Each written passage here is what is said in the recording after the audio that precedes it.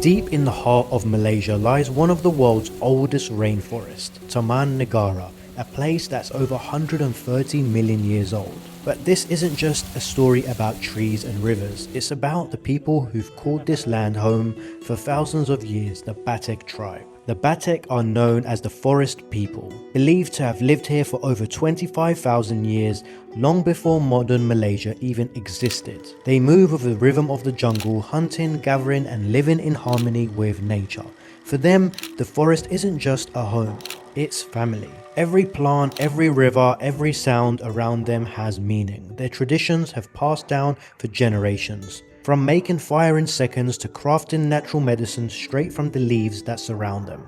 Today we're stepping into their world to see how they live, to learn from their wisdom and to experience the real Malaysia, the one most travellers never get to see. Welcome to Taman Negara, the place where the real Malaysians first stepped onto this land.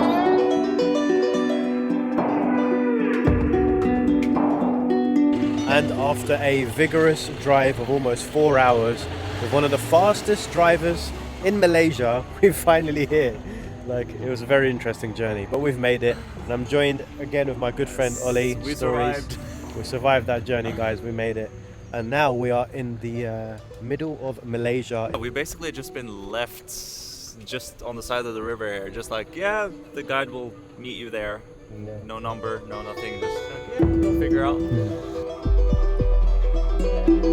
Just before the adventure starts, everyone, I just want to ask for one huge favor. We're almost on 100,000 subscribers and I would love to get the 100k here in Malaysia, because once I do, I'm going to take a subscriber with me on a vlogging adventure, and that could be you guys. So please hit the subscribe button and let's get to 100,000 subscribers together. Okay, let's get started. As we waited for our guide to arrive to take us into the forest, the area had a special feeling, with a steady lake and a calm vibe. Our guide arrived and he was a really nice guy. He introduced himself and was ready to get us going. Let me introduce you to him. Everyone, we are joined today by Matt here. He is going to be showing us around this incredible place. Yeah. How long have you been doing this job? Actually almost 10 years. Wow. We're doing this, yeah, because I do many things here actually. 10 years, many things I do. Make sure you stick around to the end because Matt is going to be showing us some interesting things today. Yeah. Here we go, everyone. We are taking this boat and we are starting our journey right here. Hello, brother. Hello. How are you? Fine, good. Ready to go? Ready. Ready. Here's something crazy. Taman Negara is said to be the world's oldest tropical rainforest, around 130 million years old. That's older than the Himalayas, older than the Amazon, and it's right here in the heart of Malaysia. That was probably the fastest border crossing I've ever seen in my life. So officially, that's kind of like a border crossing. You go from one side to the other, and now we are officially in the national park. Very strict rules here, guys. We actually had drones in our bags, and they said even though you're not allowed to fly them, you're not even allowed to bring them inside the park. So if you're ever coming here and want to fly a drone, don't. They won't even let you bring it in. So we had to call the taxi, our driver, to leave our drones in the car. Step 1 upon arriving at the park, getting our permits. It's the only way to explore deep into Taman Negara and have full access to its trails and hidden spots. What's cool is that in the middle of this massive rainforest, there's actually a resort with these cozy little villas where people come to stay for a few nights surrounded by nature.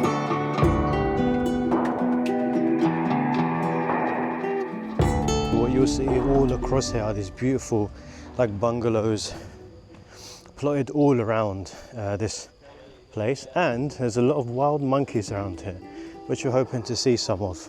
Matt, you were saying these resort per night, this is like 500 ringgit. Yeah. So it's like $100. It's so nice to be in this type of nature, guys, because Malaysia gets so hot, but when you're surrounded by this type of nature, you do feel so much cooler. As we made our way through this enchanted forest, we stumbled upon some of the most unique plants and towering trees I've ever seen. It honestly felt like walking through a mystical world, untouched, ancient and full of life. Guys, we have just come across the most incredible looking tree I've seen in my life. Check this out. This tree is said to be hundreds of years old, still standing tall and strong. A true testament to Mother Nature and her power. Then our guide showed us something fascinating. A leaf with just a drop of water turns into natural antiseptic and even works as a bug repellent. Moments like this remind you how incredible nature really is. We continued our journey up to the viewpoint where we finally saw some real beauty of the forest unfold beneath us. So this is, guys, one of the many things you can do when you actually come to Malaysia. I definitely recommend it if you want to get away from kind of the city's hustle and bustle and you just actually want to get into some nature, because when you do, Malaysia definitely has a little bit of everything.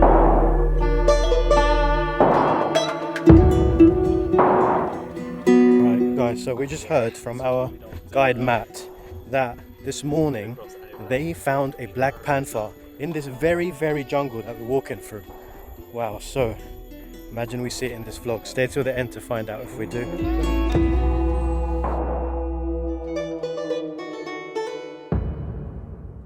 Oh, we have finally made it out of that forest, everyone. And we are now officially on this boat, boating in finally some air. Woo! Yeah!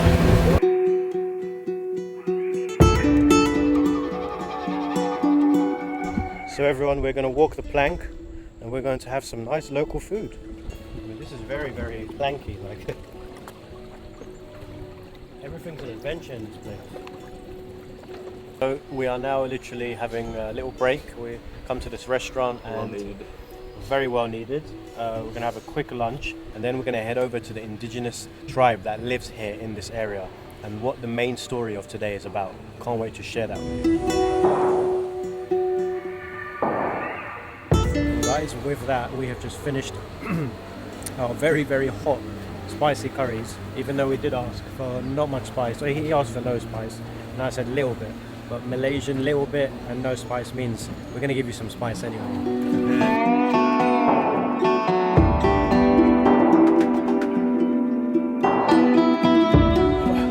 Okay guys, this is the moment now where we're going to go to visit the tribe, the original locals that came to Malaysia over thousands of years ago, and now they remain in this specific area and we're about to go there now by boat. This was the moment we've been waiting for, to meet the real locals that arrived to Malaysia thousands of years ago.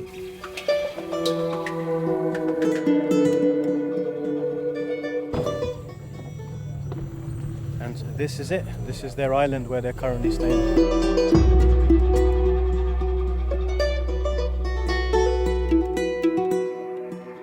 By the way guys, a lot of you have been asking me how I'm able to travel so much, create videos like this and actually make a living from it. So I've opened up my one-on-one coaching program again. If you've ever wanted to build your own social media brand, grow your YouTube or Instagram, or even start traveling full-time, I'll personally guide you through everything step by step. I only take on a few people at a time, so if you're serious about it, send me a DM on my Instagram with the word ready and I'll get in touch to book a free call with you.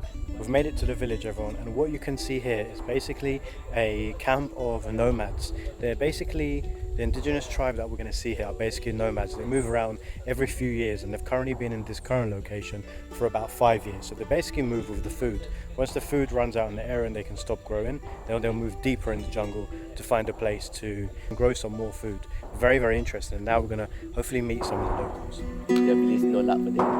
So another reason why they moved areas is because whenever somebody dies in the tribe, they basically just move the area completely, because what they believe is that that specific area becomes bad luck. So that's why they also like to be in small groups, because of that reason. The more people there is, the higher chance there is somebody who's going to pass away and then they're going to have to move again. So that's why they move around in very, very small groups of people. We finally met our first local and it felt incredible to reach this moment. After hearing so much about their way of life, getting to speak to them face to face was something truly special. What is it he's doing right now? This is his job? Dia tanya, oh, tengah buat benda ni? Aku tengah buat tempat duduk. Tempat duduk untuk Lawak. Okay, so this project, not for this year, this project for next year. Okay. Ah. And does he get paid for this Yeah, job? yeah, he get paid for this. And how Yeah. much do they pay him for the job? Not much, but sometimes they give them, rice, sugar, something like that. They accept something like that also, other than money. How long has he been living in this area? Him? This village Yeah. is about 5 years old. He's Yeah. been 5 years. Yeah. What's his name? His name is Atan. Atang. Atan. So what's the hardest, biggest challenge of his life living in the area like this? Mana cabaran orang paling susah dalam hidup lah. Paling susah. Yang orang pernah hadapinya sampailah kali ni. Benda orang rasa itulah paling since 2001. Since 2001 until now. He's been here. He feel like hot. Hot, yeah? Yeah, very hot. 2001. 2001 until now, today.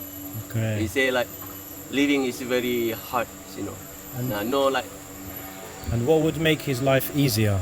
Like if he Main could... buat orang rasa hidup pun senang sekarang ni. Macam boatman, macam pelacur lah. Paling senang sikit kalau Yes, before live deep in the jungle, so life is different, and it's very hard, especially food.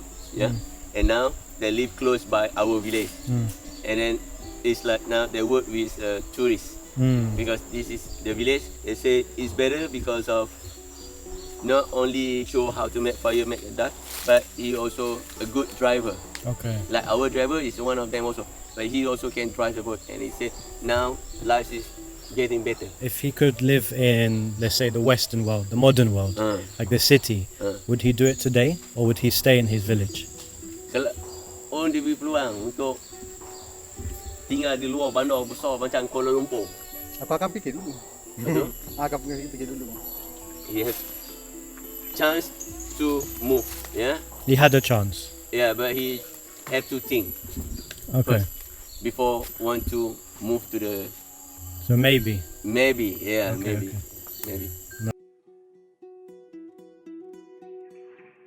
It really was lovely to hear his opinions about life in the forest and what he thought about potentially living in the modern world. We then carried our way through the village respectfully and noticed other locals that lived what looked like outside their homes more than the inside, with most of their things showing. And then we came across an older gentleman that shared some wise words with us. How long have you been living in this tribe? Dah lama dah duduk dengan geng kau ni, Batek Ni Ha? 2 tahun, masuk tahun ni. 2 years. Where was he before? Sebelum ni di mana? Another village, name is Sungai Tiang. The thing he loves the most about living in the village, and the thing he finds the biggest challenge about living in villages. Benda yang paling baik selama orang hidup dalam hutan ni, lepas tu yang membuatkan orang rasa benda yang paling mudah, benda yang paling buat orang gembira. Ya, tu aja. Yang mudah, paling mudah lah. Because Macam before pagi he kan. works like carry the rattans, collect the sandalwood, spend 1 or 2 months in the jungle. Now because he's getting old, he choose to live with this group because now what he can do is just for making fire, demonstration, and then he get paid for that.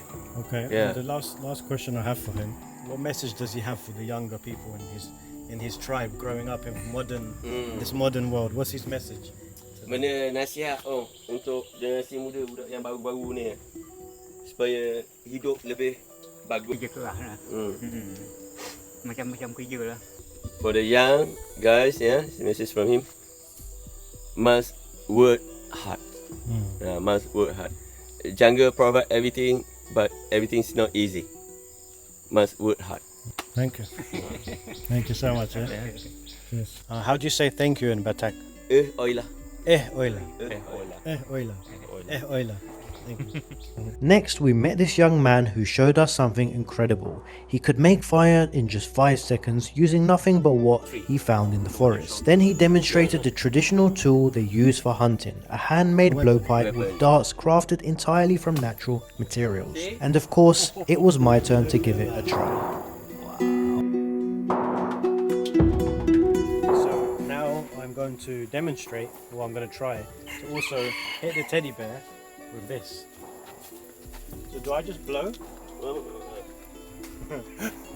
time hot blow. Yeah. Oh, you catched it. Yeah, see? You I tell you. You know, blow strong. Yeah, because my teeth. Ah, one more time. I can't. Because... You know why I can catch this? Hmm? How I can catch this? How? How? You already had it in your hand. Because the one you have, mine is there. it's there. That-